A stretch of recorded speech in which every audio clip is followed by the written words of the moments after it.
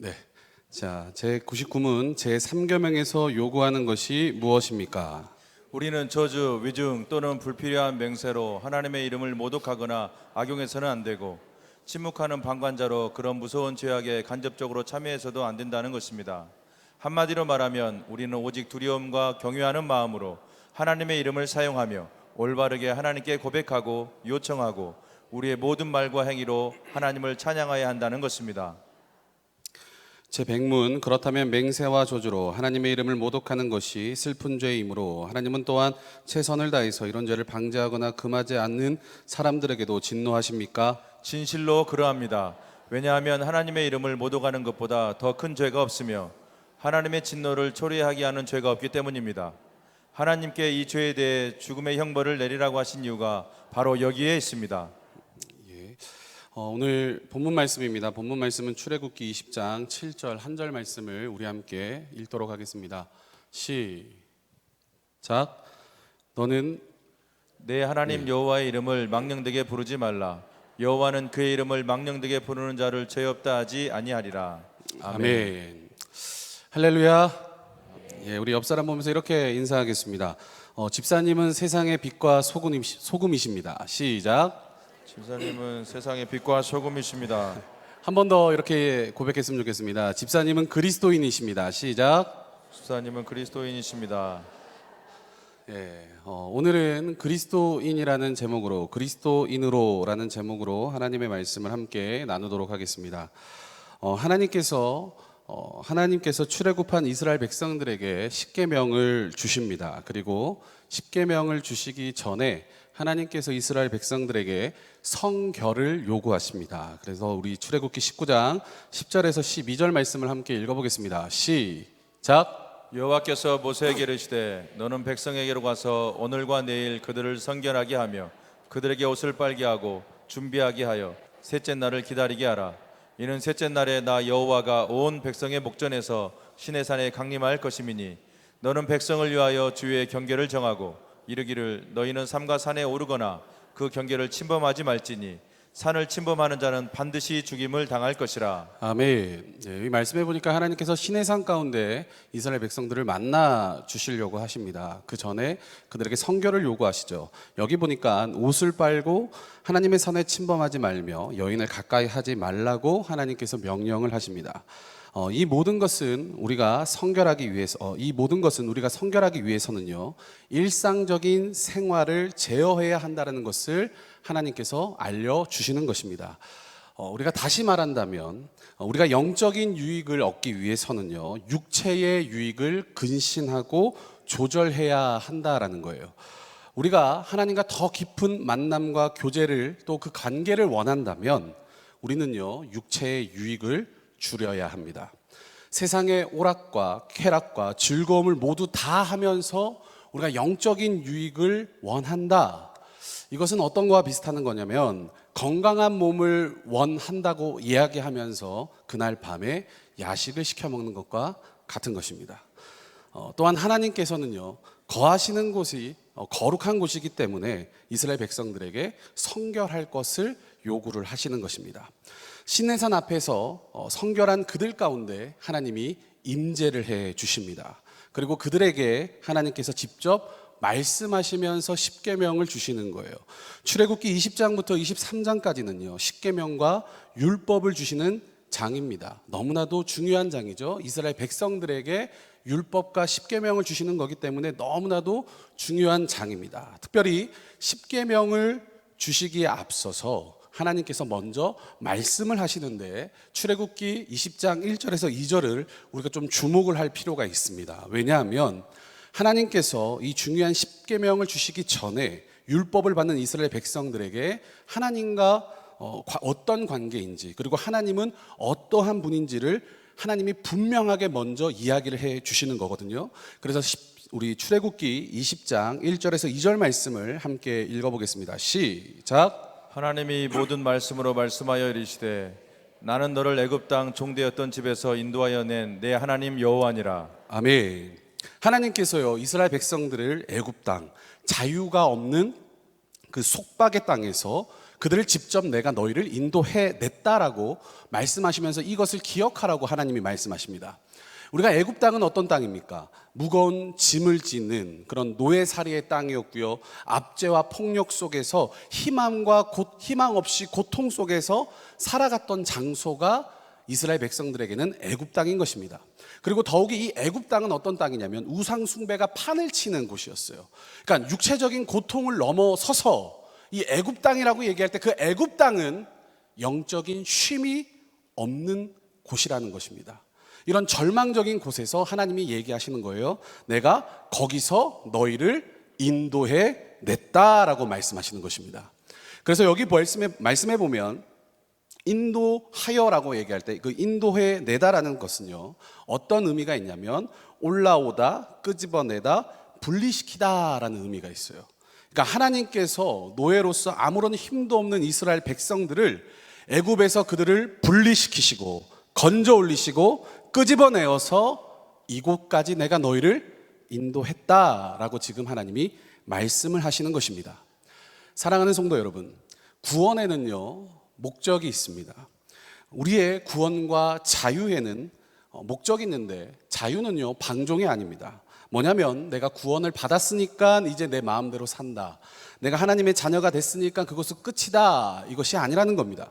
구원을 얻고 자유를 얻었다면 어디에서부터 내가 왔는지를 항상 잊지 말아야 한다는 거예요. 내가 어디에서 또 어디로 옮김을 받았느냐를 기억해야 한다는 것입니다. 하나님께서는요 우리를 하나님을 알지 못하고 우상을 섬기며 죄악 세력이 가득한 사망의 땅에서 건져내셨습니다. 고통과 죽음으로 얼룩진 그곳에서 생명으로 하나님이 우리를 옮기셨습니다. 그러므로 구원과 자유의 목적이 무엇이냐? 주님이 주신 약속의 땅이라는 목적지가 있다는 거예요. 다시 얘기하면 더 나아가서 하나님의 백성, 하나님의 나라로 우리를 삼으시려는 하나님의 계획과 목적이 있다는 것입니다. 그래서 모든 성도들은, 예수를 믿는 모든 성도들은 죄와 사망에서 건지신 하나님의 뜻을 일상의 삶 가운데 살아가면서 생각하며 살아야 합니다. 출애굽한 이스라엘 백성들이요 하나님의 뜻을 따라 살기 위해서 먼저 그들이 어디에서 구원되었는지, 내가 어떤 곳에서 건짐을 받았는지를 다시 기억해야 하는 것입니다. 저와 여러분도 기억해야 될 줄로 믿습니다. 내가 어떻게 구원을 받았는지, 내가 어디로부터 어떠한 상태에 놓였던 내가 지금의 하나님의 자녀가 되었는지를 우리는 기억을 해야 합니다. 성경은요 하나님과 이스라엘의 관계를 이제 표현할 때 내 하나님 여호와라는 표현을 자주 사용을 합니다. 이 표현은요 하나님과 이스라엘의 관계가 언약의 관계라는 것을 나타내는 거예요. 이것은 하나님께서 이스라엘의 하나님이 되고 너희는 내 백성이 된다라는 뜻입니다. 이제 이 말은 이제 이스라엘 백성들의 운명은요 하나님의 관계와 연결이 되어 있다라는 거예요. 그러므로 이 언약의 토대 위에서 이스라엘 백성들은 십계명이라는 것을, 십계명이라는 하나님의 통치 원리와 구원받은 자의 삶의 원리를 하나하나 세워 나가는 것입니다. 그렇다면 십계명과 율법은요 반드시 지켜야 하는 것이지 안 지켜도 되는 것이 아니라는 것입니다. 하나님과의 언약의 관계에서 반드시 그 토대 위에서 반드시 세워져 나가야 할 거라는 거예요. 주의할 것이 있는데 그것은 뭐냐면 단순하게 이것을 지키면 복을 받고 이것을 지키지 않으면 벌을 받는다고 생각하면 안 된다는 것입니다. 우리는 이미 큰 복을 받은 줄로 믿습니다. 그것은 뭐냐면 우리가 어떤 토대 위에 세워져 가느냐, 우리가 어떤 토대 위에 만들어져 가느냐를 볼 때 이미 우리는요 이미 큰 복을 받았죠. 하나님의 백성, 하나님의 자녀라는 큰 복을 우리는 받은 것입니다. 그렇기 때문에 이것은 강제적인 게 아닙니다. 강압적인 게 아닙니다. 강한 어떤 무거운 짐을 지는 것도 아닙니다. 이 토대 위에 십계명이라는 하나님의 말씀을 세워 나가는 것은요 하나님의 백성만이 누릴 수 있는 영광인 줄 믿습니다. 우리의 삶도 마찬가지입니다. 죽을 수밖에 없는 죄인 우리를 예수 십자가 능력으로 사망에서 생명으로 우리를 건져 주셨습니다. 예수 십자가로 말미암아 우리를 구속해 주셨고요. 하나님의 자녀가 된 줄로 믿습니다. 우리도 예수 그리스도의 십자가 구원이 하나님과의 관계로 더 깊이 들어가는 필수 토대가 되는 줄로 믿습니다. 이스라엘 백성들이 하나님의 백성이 되었다는 믿음의 토대 위에 세워져 나갔던 것처럼 우리 또한 예수 그리스도로 말미암아 구속함 받았고 하나님의 자녀가 되었다라는 이 구원의 토대 위에 세워져 나가는 것인데, 이 토대가 너무나도 중요하다라는 것입니다. 예수 십자가 복음의 토대 위에요, 우리의 신앙이요 하나하나 세워져 가는데, 말씀, 기도, 예배, 섬김의 생활을 통하여서 우리의 삶이 세워져 나가는 거예요. 그런데 만약에 이 토대가 모호하다, 이 토대가 막연하다, 만약에 그렇다면 우리의 신앙생활 태도와 자세가 하나님과 세상 앞에서 모호해집니다. 내가 어떻게 구원받았는가, 내가 어떠한 토대 위에 세워져 있는가, 이것이 모호하고 막연하다면 그 사람의 신앙생활을 볼 때 세상과 하나님 사이에서 흐지부지한 모습을 볼 수가 있습니다. 이것도 저것도 아닌 것이죠. 예수를 믿는지 안 믿는지, 교회 안에서는 믿을지 모르겠지만 삶의 밖에서는 모호해 보일 수가 있다라는 것입니다. 그렇기 때문에 사랑하는 성도 여러분, 예수 십자가 구원의 토대가 나를 살리는 영적인 생명력이 되는 줄 믿으시길 바랍니다. 이것을 떠나면 우리는 아무것도 아닌 것이죠. 자신이 어떠한 운명에서 어떠한 존재로 거듭나고 부르심을 받았는가를 우리 평생에 잊지 않는 저와 여러분이 되길 간절히 축원합니다. 그럼 이 토대 위에 이제 하나님께서 십계명을 주시는 거예요. 너와 나와의 관계, 어떠한 관계인지 아냐? 너는 내 것이고 나는 너의 하나님이 된다 라는 이 관계 안에서 십계명을 주시는 건데, 본문 7절을 한번 읽어보도록 하겠습니다. 시작. 너는 내 하나님 여호와의 이름을 망령되게 부르지 말라. 여호와는 그의 이름을 망령되게 부르는 자를 죄 없다 하지 아니하리라. 아멘. 제3계명입니다. 하나님의 이름과 관련이 있는 계명이죠. 하나님의 이름으로 모독이나 저주, 거짓 맹세나 자신의 이익을 위해서 하나님의 이름을 이용하면 안 된다는 것입니다. 성경에서는요, 하나님의 이름을 모독하거나 저주할 때 강력하게 말씀하십니다. 우리 레위기 24장 16절을 한번 읽어보겠습니다. 시작. 여호와의 이름을 모독하면 그를 반드시 죽일지니 온 회중이 돌로 그를 칠 것이니라. 거류민이든지 본토인이든지 여호와의 이름을 모독하면 그를 죽일지니라. 하나님의 이름을 모독하는 자는 죽일 거라고 강력하게 얘기하시는 것입니다. 또한 하나님의 이름으로 거짓 맹세하는 자들에게도 하나님이 경고의 메시지를 주시는데, 레위기 19장 12절을 한번 읽어보겠습니다. 시작. 너희는 내 이름으로 거짓 맹세함으로 내 하나님의 이름을 욕되게 하지 말라. 나는 여호와이니라. 그리고 호세아 10장 4절을 읽어보겠습니다. 시작. 그들이 헛된 말을 내며 거짓 맹세로 언약을 세우니 그 재판이 밭 일항에 돋는 독초 같으리로다. 네, 또 하나님을 대변해서 하나님의 말씀을 전하는 척하거나 거짓 환상을 보았다, 하나님의 이름을 이용해서 뭔가 자기의 주장을 더 세워나가려고 하는 사람들에게 하나님께서도 그들에게 말씀하십니다. 예레미야 23장 25절을 한번 읽어보겠습니다. 시작. 내 이름으로 거짓을 예언하는 선지자들의 말에 내가 꿈을 꾸었다고 말하는 것을 내가 들었노라. 거짓 선지자들, 그러니까 하나님의 이름을 이용하는 것입니다. 이처럼 하나님의 이름을 함부로 사용하는 것을 하나님께서는 중죄로 여기시는 거예요. 그럼 왜 이것이 중죄가 될까? 그것을 좀 우리가 살펴보길 원하는데, 그것은 뭐냐면 구약의 히브리 사람들은요, 이름을 단순히 그 대상을 부르는 호칭으로 그 정도로 여기지 않았다라는 거예요. 성경에서 이름이 갖는 의미를 두 가지 정도 우리가 살펴볼 수 있는데, 첫째는 뭐냐면 이름은 곧 그 사람의 존재를 뜻합니다. 그 사람이 어디서 왔는지, 그 사람이 어떤 존재인지, 또 그 사람에게 주어진 사명이 무엇인지를 표현하는 것이 이름입니다. 그래서 창세기 1장과 2장에 보면요, 하나님이 사람을 창조하신 이야기가 나오죠. 그리고 하나님이 아담을 만드셨는데 아담은 곧 사람이라는 뜻입니다. 또 아담의 히브리어가 아다마라는 곳에서 이제 나오게 되는데 흙이라는 말에서 나왔습니다. 흙이라는 말. 그러면 우리가 성경에 이런 말씀이 있잖아요. 너는 흙에서 왔으니 흙으로 돌아가리라. 이 말처럼 사람은 흙에서 온 존재라는 뜻이 이 아담이라는 이름 속에 담겨 있는 것입니다.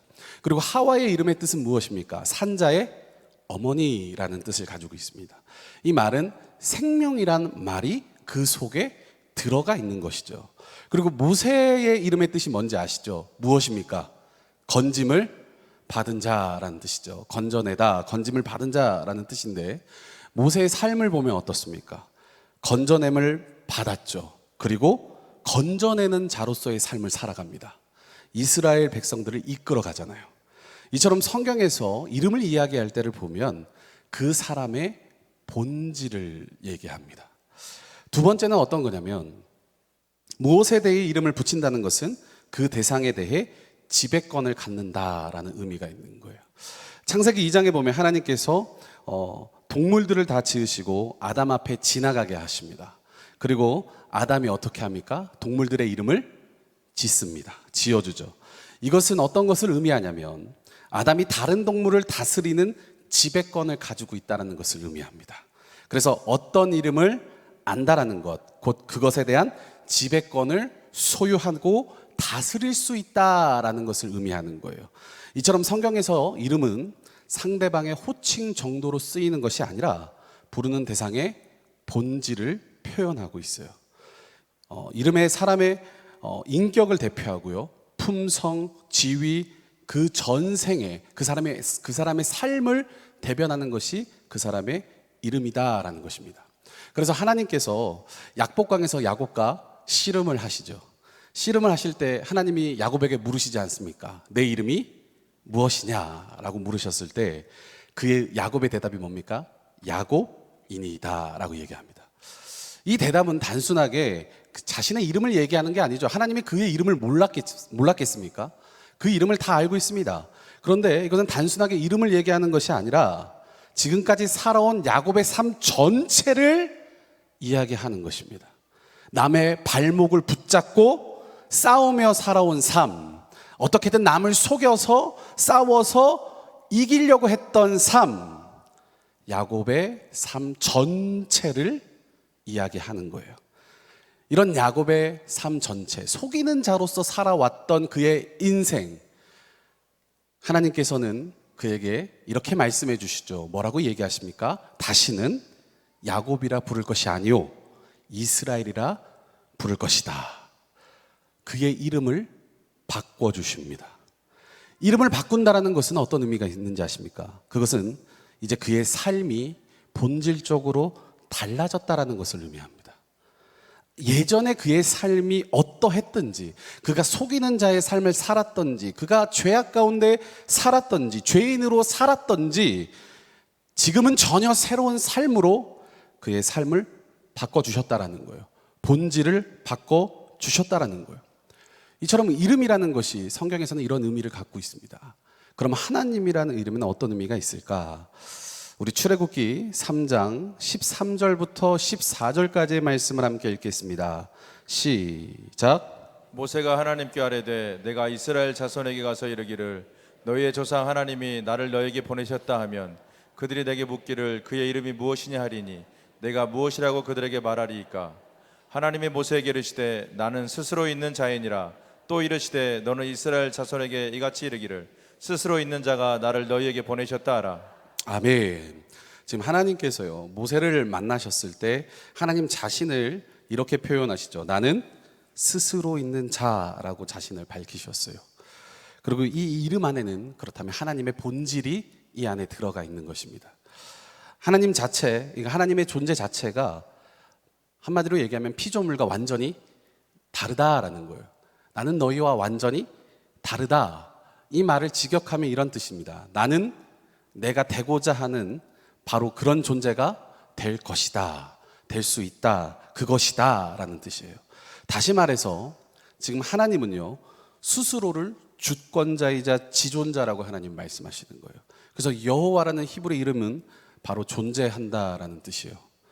그리고 또한 출애굽기 33장 18절에서부터 19절 말씀을 함께 읽어보겠습니다. 시작. 모세가 이르되 원하건대 주의 영광을 내게 보이소서. 여호와께서 이르시되 내가 내 모든 선한 것을 내 앞으로 지나가게 하고 여호와 이름을 내 앞에 선포하리라. 나는 은혜 베풀 자에게 은혜를 베풀고 긍휼히 여길 자에게 긍휼을 베푸느니라. 아멘. 여기 보니까 하나님이 모세가 하나님의 영광을 보여달라고 요청을 합니다. 하나님의 영광을 저에게 보여주십시오. 하나님의 영광을 보고 싶습니다 라고 얘기했을 때 지금 하나님이 하나님의 이름 안에 그 하나님의 이름을 말씀해 주시는 거죠. 이 말은 하나님의 이름 안에 오직 하나님만이 스스로 존재하는 분이심을 나타내는 거예요. 이 땅에 나와 같은 이가 없다라는 것, 절대자, 지존자라는 것을 나타내시는 겁니다. 더불어 하나님의 영광을 본다라는 것은 다른 말이 아니라 곧 그의 이름을 듣는 것을 의미합니다. 그렇다면 하나님이 우리와는 완전히 다른 분이라는 거죠. 그런 하나님이시기 때문에 하나님의 이름을 망령되이, 헛되이, 의미 없게 일컬지 말라는 것입니다.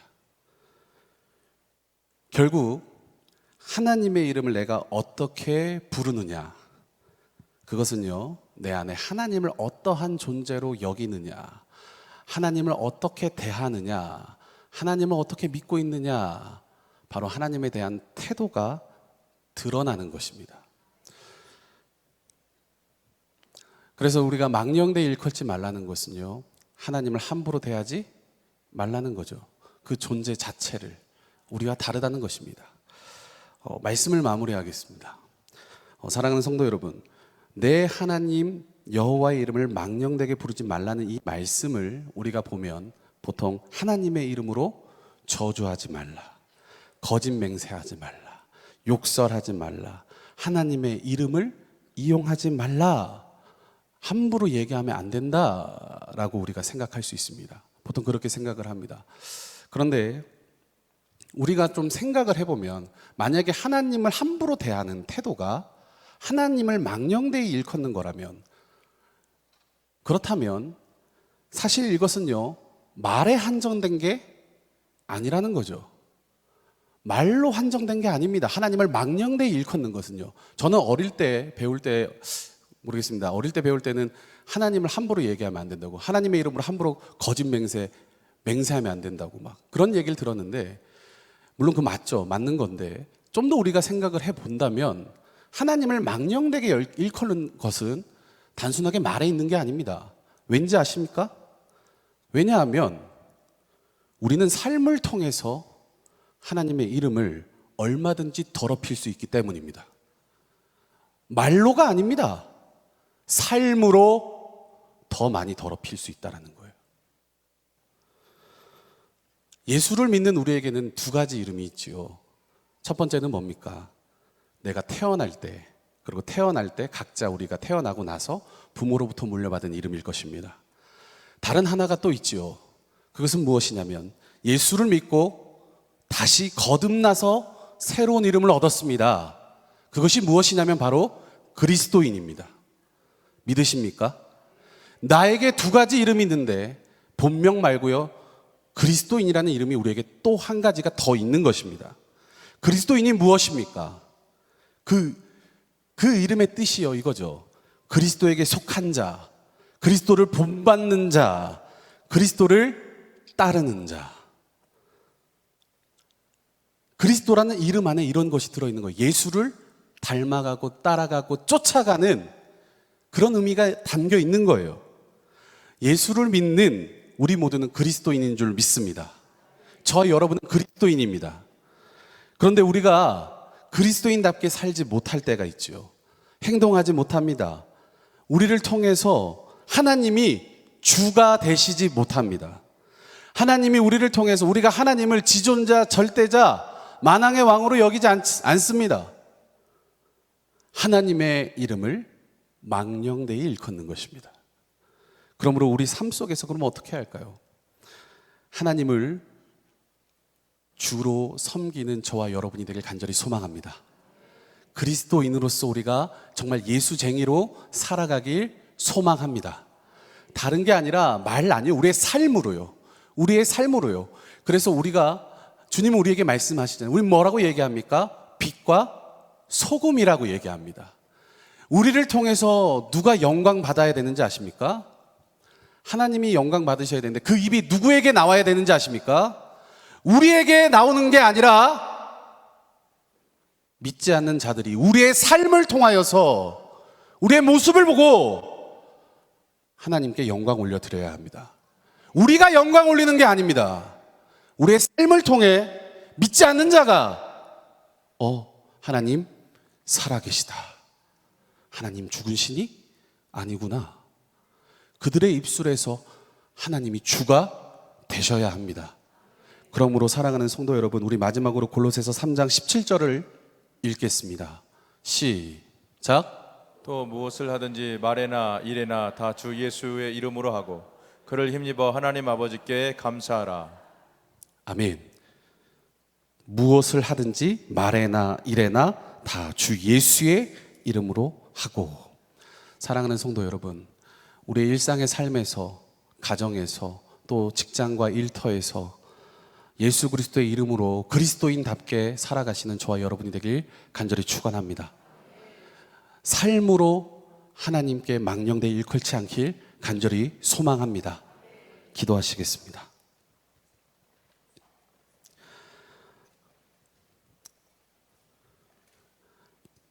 이 시간 우리 함께 오늘 말씀 생각하시면서 주님 앞에 가슴에 손을 얹고 1분간만 하나님 앞에 기도하길 원합니다.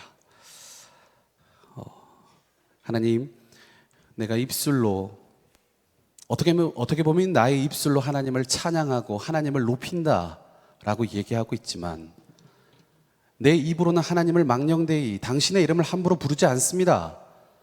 내 입술로 하나님을 함부로 대하지 않습니다 라고 얘기하고는 있지만 오히려 나의 삶이 하나님을 망령되이 일컫고 있진 않은가. 하나님을 대하는 태도, 하나님은 어떻게 여깁니까? 내가 부리는 종으로 나를 도와주셔야 하는 분으로만 여기고 있는 건 아닌지, 내가 원하는 대로 내가 바라는 소원을 이루어 주셔야 하는 분으로 여기고 있는 건 아닌지, 이 시간 우리 하나님 앞에 우리의 생각과 마음을 되돌아보며 주님 앞에 1분간만 합심해서 주님, 삶으로 망령되이 일컫지 않게 하여 주시옵소서. 기도하며 나가시겠습니다. 함께 기도합니다. 할렐루야. 거룩하신 하나님 아버지,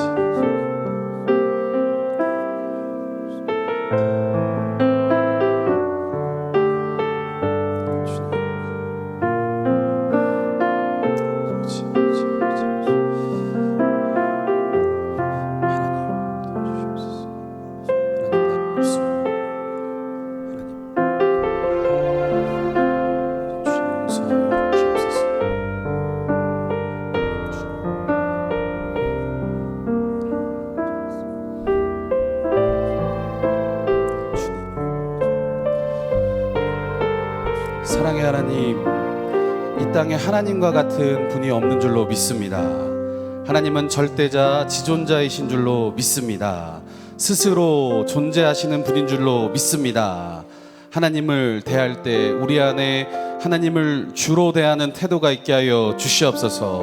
만왕의 왕으로 대하는 태도가 있게 하여 주시옵소서. 우리의 입술로 주님을 찬양한다 하지만 나의 삶이 하나님의 이름을 덕지덕지 더럽히지 않게 하여 주시옵소서. 이 시간 주님, 우리의 삶으로 우리가 그리스도인답게 살아가게 하여 주시고, 우리를 통하여 하나님이 믿지 않는 자들의 입술에서 하나님은 주가 되신다라는 높임이 터져 나오게 하여 주시옵소서. 그렇게 살아갈 수 있도록 연약하지만 부족하지만 성령님이 우리를 진리로 이끌어가 주실 줄로 믿습니다.